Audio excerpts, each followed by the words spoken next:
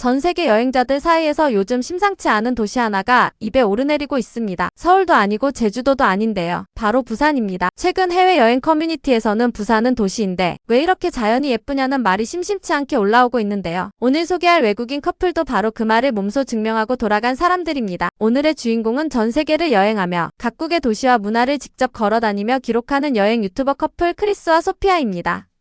이 두 사람은 자극적인 연출이나 과장된 편집 없이 발길이 닿는 곳마다 카메라를 들이대며 솔직한 시선을 담아내는 스타일로 잘 알려져 있는데요. 수십 개국을 돌아다니며 수많은 도시를 눈에 담아온 이들이 이번엔 부산에 왔습니다. 그리고 부산은 이 두 사람의 예상을 완전히 뒤집어 버렸습니다. 부산에서의 둘째 날 아침, 이 커플은 서면에서 기차를 타고 해운대로 향합니다. 1시간 가까이 달려 도착한 해운대역. 개찰구를 빠져나온 순간부터 소피아는 말이 많아집니다. 역에서 나오자마자 눈앞에 펼쳐지는 해운대 해변. It's really nice here. It's like so lively. You can enjoy the beach, you can walk around. There's so many tall buildings. I think these are the tallest buildings in the area. And it's just nice. It feels very clean and very safe. 소피아는 거리가 이렇게 예쁠 줄 몰랐다며 카메라를 내려놓지 못합니다. 고층 건물들이 빼곡히 들어선 해변가, 깨끗하게 정비된 산책로, 그리고 파란 바다가 만들어내는 그 풍경을 보고 소피아는 한참을 바라보다 이렇게 말합니다. 정말 깨끗하고 안전한 느낌이에요. 모든 게 다 좋아요. 사실 부산을 처음 접하는 외국인들 대부분이 공통적으로 놀라는 부분이 바로 이 지점입니다. 바다와 도시, 산이 한 공간 안에 자연스럽게 공존한다는 것. 서울과는 전혀 다른 결의 도시인데도 불구하고 편의시설 수준이나 인프라는 어디에도 뒤지지 않는다는 것이죠. 미국의 해안 도시들과 비교해보면 이 차이가 더욱 선명하게 드러납니다. 미국의 유명 비치 도시들은 아름다운 해변과 달리 주변 거리가 정비되지 않거나 치안이 불안한 경우가 적지 않은데요. 해운대는 해변 바로 앞까지 깔끔한 도심이 이어지고 어디서나 편하게 걸을 수 있는 산책로가 조성되어 있습니다. So we made it to Hyundai Beach. Looks really nice, this street here.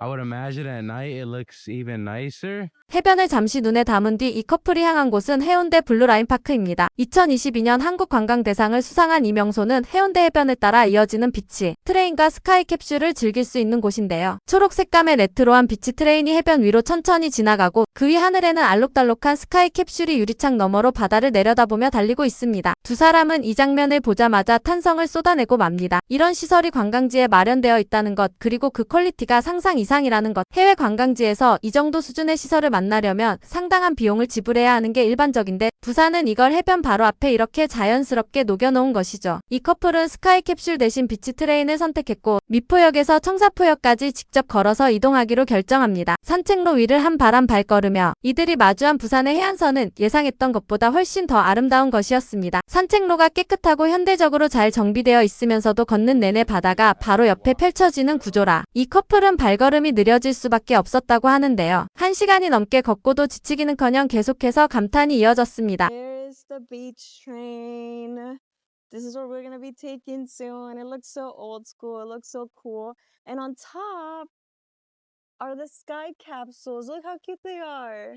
그렇게 꼬박 1시간 넘게 걷고 나서야 청사포 스카이워크에 다다른 두 사람. 파란 용을 형상화했다는 유자 형태의 스카이워크는 전체가 유리바닥으로 되어 있어 발 아래로 파도가 부서지는 바다가 그대로 보이는 구조입니다. 유리바닥 아래로 끝없이 펼쳐진 바다를 보며 두 눈을 질끈 감는 소피아와 옆에서 여유롭게 웃고 있는 크리스. 이 스카이워크는 인증사진을 찍으려는 사람들로 항상 북적이는 곳인데요. 두 사람은 이곳을 두고 이렇게 말합니다. 부산 여행에서 꼭 한번 와볼 만한 곳이에요. 정말 재밌었어요. 부산을 여행하는 외국인들이 이 스카이워크에서 자주 하는 말이 있습니다. 이걸 왜 이제야 알았지? 라는 말인데요. 파도와 암벽이 만나는 절경 위의 유리 발판. 하나를 놓아버린 한국의 발상 자체가 처음 보는 외국인들에게는 경이로운 경험으로 다가오는 것이죠. 그 높이와 바다가 어우러진 풍경은 직접 올라서 보지 않으면 절대 말로 설명할 수 없는 그런 감각입니다. It's definitely worth it to come out here on your trip to Busan.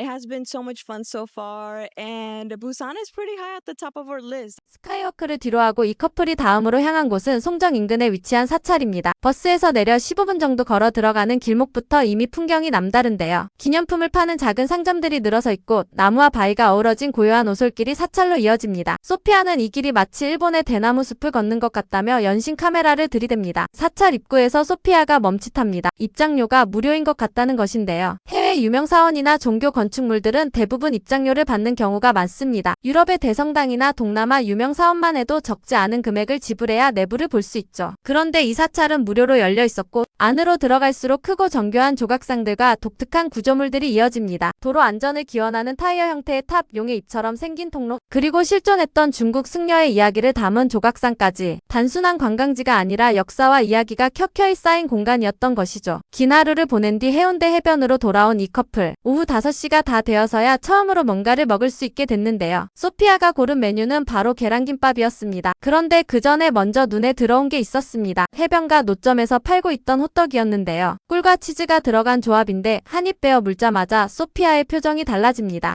This is the best one so far. Yeah, we've seen 3 different types so far. Yeah, this one's the best one. There's honey and seeds, and then there's honey and cheese.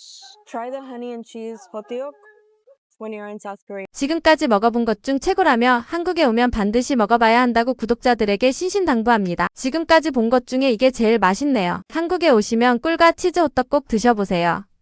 사실 우리한테는 너무 익숙한 길거리 호떡 하나인데요. 이걸 생전 처음 접한 외국인 입장에서는 이 조합이 얼마나 낯설고 새로운 경험이었을지 그 표정 하나가 모든 걸 말해주고 있었습니다. 해가 지고 어스름이 내리기 시작하자 이 커플의 마지막 목적지가 등장합니다. 한국 여행을 다녀온 외국인들이 하나같이 언급하는 체험, 바로 포토부스입니다. 해운대 거리에 즐비한 포토부스 가게 중 하나인 시그니처 포토부스에 들어선 소피아는 이미 들뜬 표정을 감추지 못합니다. 처음엔 어차피 하지 않을 줄 알았다고 했는데 막상 들어가 보고 나니 또 하고 싶다는 말을 연거푸합니다. 10점 만점에 10점. 한국에 오시면 꼭 해보세요. It was so much fun. This is definitely a must-do experience when you come to South Korea.